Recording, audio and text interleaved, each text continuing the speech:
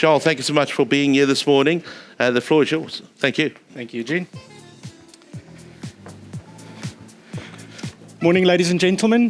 Thank you for the introduction, Eugene. I'm going to try and use a lot less words than Simon. Our English teacher at my school was Afrikaans, so they only taught us so many words. So let's see how it goes. As an introduction to Bateleur Capital, business was founded in 2004. We launched our first hedge fund, a long-short hedge fund, in 2005. We've got a stable and experienced team that's worked for many years. We're not a large asset manager by AUM, so we're nimble and flexible. We can access a broad spectrum of opportunities available on the JSE. Given our hedge fund background, we've got a firm focus on capital preservation, where we apply a consistent investment process across all the funds that we manage. We've built up a 20-year track record where all of our funds have outperformed their respective benchmarks that we're very proud of. So let's set the scene. 2025 to date certainly been an eventful year. There's been lots of moving parts. Global equities, as we say here, continue to climb the wall of worry. There's been lots of external threats, tariffs, geopolitics, wars, inflation, growth scares, everything that we had to deal with. We've seen a weak US dollar. We've seen strong precious metal prices and precious metal equity performance. Domestically, the GDP growth numbers have been revised lower. We've had to deal with GNU instability. There's been a delayed implementation of the reform agenda. As mentioned earlier, continue to sell domestic equities, and also local investors remain underinvested in SA equities. And in our opinion, the South African Reserve Bank continues to adopt a very conservative monetary policy stance. So with that in mind, when we did this exercise, this was the 26th of August, the JSE is up 24% year to date. Quite an astonishing performance given that backdrop. However, if you look at the dotted line, there's only a few companies to the left of the line that's outperformed the market. Those are largely precious metal miners, telecoms companies, and a couple of the dual-listed companies. The fat tail on the right-hand side is largely those companies exposed to South Africa that's had a tough time year to date from a share price performance. If we double-click on that information, we can calculate that of the 24% return of the JSE would have been up 11.7%, excluding precious metal miners. If we take out the two telecom companies, largely it's 9.4%. When you remove the dual-listed companies, the JSE is only up 1% versus the reported 24%. And 70% of the returns on the JSE this year has come from 5 stocks, being Naspers Process, Goldfields, AngloGold, MTN, and British American Tobacco. So it's been an extremely narrow market that we had to deal with. We've seen this over many years, how foreigners have sold our stocks. This has continued this year, and I've just listed a couple of the prominent SA names. I think this is common knowledge at this stage that foreigners continue to disinvest from South Africa. This has again created an opportunity. So on this slide, we look at the PE multiple of a basket of SA-facing companies. Post the formation of the GNU, that was approximately 10 times. This basket enjoyed a re-rating to 14 times, as there was optimism of growth improving in South Africa, and has faded back to the same levels pre the formation of the GNU, back to 10.6 times. Now in this environment, we again find great opportunities to deploy capital in the SA market. And I would like to stress that the opportunities that we'll discuss in the next couple of is really not based on an improving GDP macro backdrop domestically, but very stock-specific and where there's self-help opportunities in the companies where they can create shareholder returns. So let's get into a couple of the examples. First one I want to show you is Remgro. Remgro is currently trading at a 43% discount to its net asset value. It's pretty much at the highest since 2002 on the chart that we look at here. So simplistically, if you buy 57 rands worth of Remgro shares, you get 100 rands worth of value. Mathematically, that's a great opportunity for every investor. However, there's some historical drivers of this very large discount to net asset value that an investor needs to understand. So Remgro did a couple of transactions that didn't immediately add shareholder value, as well as dividends back to Remgro at the core has reduced because some of the investments have gone through an investment cycle. We expect this to change in the coming years as Remgro's earnings are expected to inflect higher. We forecast 23% growth in the EPS for Remgro over the next couple of years. So the simple question is how. There was two key changes at Remgro recently. Firstly, the Mazif Vodacom transaction has been approved. That results in a reset of the capital structure of Mazif that will result in higher earnings back to Remgro. Previously, this division did not contribute to returns at Remgro, as well as higher dividends back to Remgro. There are two underperforming units, being Heineken and Mediclinic Switzerland, been restructured and should deliver improved returns in the period ahead. So as these earnings numbers come through, we expect a positive revaluation of the valuations of Remgro's investee companies, as well as higher dividends back to Remgro to support a narrowing of the discount and an increase of the net asset value going forward.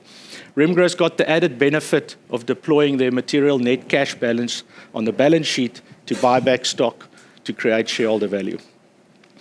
The second example I want to discuss is Reinet, also a discount to net asset value.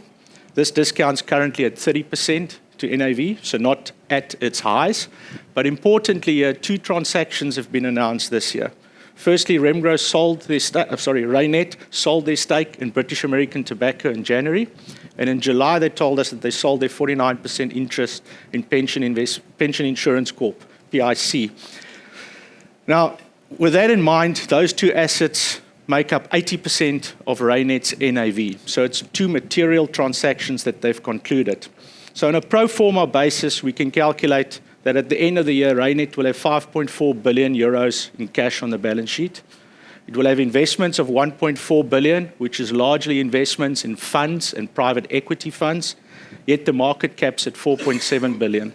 So you can buy Reinet shares at a 13% discount to its implied cash at the end of the year, or 30% discount to its net asset value by the end of the year. We don't think Reinet will exist in its current form going forward. There's various scenarios that management can enact to unlock shareholder value, and it could potentially also spill into the Remgro structure with potential corporate action. Third example I want to discuss today is Standard Bank. It's just a very simple example of a quality compounder. This business has grown earnings at 10% per year for the last 10 years, 9% per year more recently, expected to grow 10% per year in the following years. So no real change relative to its historic performance. Their growth is largely driven by the expansion in Africa. It's a high ROE business that delivers ROEs of approximately 20%, yet you can acquire this business at an 8 multiple and a 7% dividend yield. Simple math. If your earnings grow 10%, you get a 7% dividend yield, you make 17% per year if the valuation doesn't materially change. We think at 8 times, that's a fairly low valuation with limited downside risk. I remind you, at 15% per year, you double your money every 5 years. So for us, this is a very attractive prospect in what is a quality compounding earnings for shareholders. The last example I touch on is Bidvest.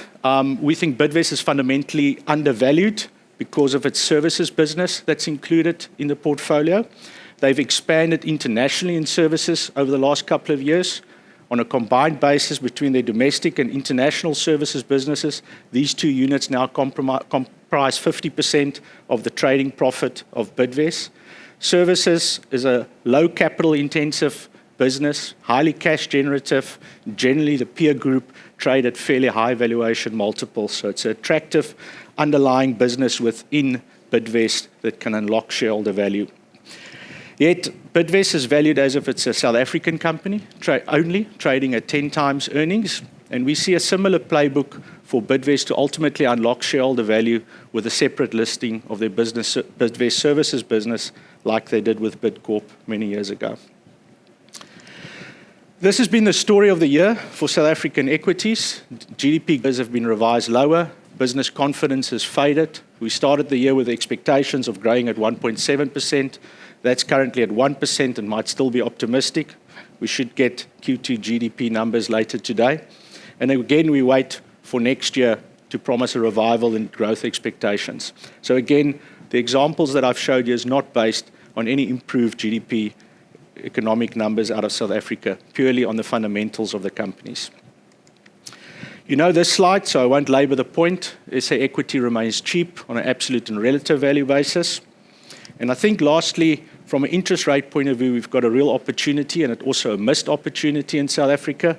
Real interest rates is pretty much at a 20-year high. Inflation is very much under control. The Reserve Bank is very, very conservative in respect of monetary policy. And I think this is an area that's disappointed us in the last 9 months, that the Reserve Bank's not been more aggressive, reducing interest rates, and obviously pressure on consumers to get commercial activity going. So as we wrap up, the question we always get asked, so what's the catalyst? How does SA equities get going? The reality is there is no clear catalyst on the horizon. What I can tell you is that when quality companies are cheap and offer attractive valuations, something is bound to happen. For instance, corporate action. I've listed a couple of names there recently. We were invested in Adcock that got taken out, minorities are getting taken out at a 50% premium. We've recently seen the Kiro announcement, Bateleur, African Rainbow Capital, MultiChoice, Sasfin, Capital and Regional. These are all companies that's either been delisted or in the process of corporate action over the last couple of years. And you can see the share price reaction on the charts at the bottom, how that's unlocked value for shareholders. I think another important point, like we've had in the Standard Bank example, is that numerous companies are currently offering dividend yields of 7, 8, or 9%. Some of them consistently pay you special dividends, the likes of Italtile, AVI as an example. So you get paid to wait. There's a very currently to your favor in SA equities, and dividends make up a substantial portion of your ultimate shareholder returns over the long term. So as we stand here, the opportunities in the SA Equity Fund is very much stock specific. We're not forecasting a material improvement in domestic GDP environment in the short term. The base, again, is low. South Africa is not priced for recovery. Confidence is low. Interest rates are high, and that presents an opportunity, as I discussed earlier. Now, with all this pessimism, I thought I'll end on an interesting slide. Simon had a similar slide, and as the art of all good charts go, it depends on your starting point. So if we look at the JSE All-Share Index returns over the last 5 years in US dollars, the JSE has given you 16.2% versus 13.6% for the MSCI World Index. Now, admittedly, that gap that stretched in the last 6 to 9 months is very much driven by the PGM market and the narrow market I discussed earlier. The return is not reflective of the South African economy, but yet this is the market that we operate in, and it's delivered very good returns over the last 5 years. If you actually go back in time, over the last 10, 15, and 20 years, the JSE All-Share Index has underperformed the MSCI World Index in dollars. Yet over the last 25 years, your clients did well by being in the JSE, as it's delivered a return of 9.7% total return relative to the MSCI World in dollars. So I'll leave you with a final thought that when you get very good, high-quality companies, you're sure that something will happen to unlock value. That is ultimately the catalyst for SA equities. Thank you very much. Right, any questions for Charles? Charles, maybe just on that very quickly. I mean, if there's a whole couple of SA equity funds that clients can choose from. If you look at returns over the past 12 months, a lot of that was driven by large caps, especially resources. SA Equity General gave clients roughly about 26 the past 12 months. But you know how clients are. If you're going to get 17%, it's like, where's the rest? Right? They get greedy. Yes. Right. But how do you position the SA Equity Fund now? What's your exposure to SA resources? And there are arguments that, you know, the dollar is in a structural path of weakening. I don't know, I'm going to park it there, which is good for resources. Do you up resource exposure? Do you keep with what it is? Are you still underweight? Yeah, plenty of questions there. Big five. How much time have we got left? Look, Eugene, I think, you know, the simplest way to answer it, we build a portfolio based on companies that we think is going to deliver good shareholder returns over a 3 or 5 year period. And that's sort of some of the examples that I tried to show today. So if you look at Standard Bank as an example, if I can look at a company that's a fairly straightforward, simple, predictable business, and given the valuation that it trades, the growth and the dividend, and I can get to a number where it's going to reduce 17% potentially per year for the next 5 years and double the value of that particular equity or the return to the shareholder that we find attractive. So our starting point is really to build a portfolio that's going to deliver returns over 3 to 5 years with good shares that we've got in there. So our process, naturally, we will have less exposure to companies that got low predictability, that's got big drivers of earnings like precious metal price or the rand or commodity prices. We will generally have less exposure there because they are so unpredictable, and rather focus on that 3 to 5 year view in the portfolios that we manage. So we will have less exposure to resources than the index. Our funds will look a lot different because of our size. We can access the broad market. So you can expect our portfolios to look quite a lot different in the short term, but the process have shown to outperform the market over the long term. It has indeed. Yeah. Charles, thank you very much for that. All right, we're going to... Sorry. Any other question? No? Charles, that's good. Thank you very much. Thank you.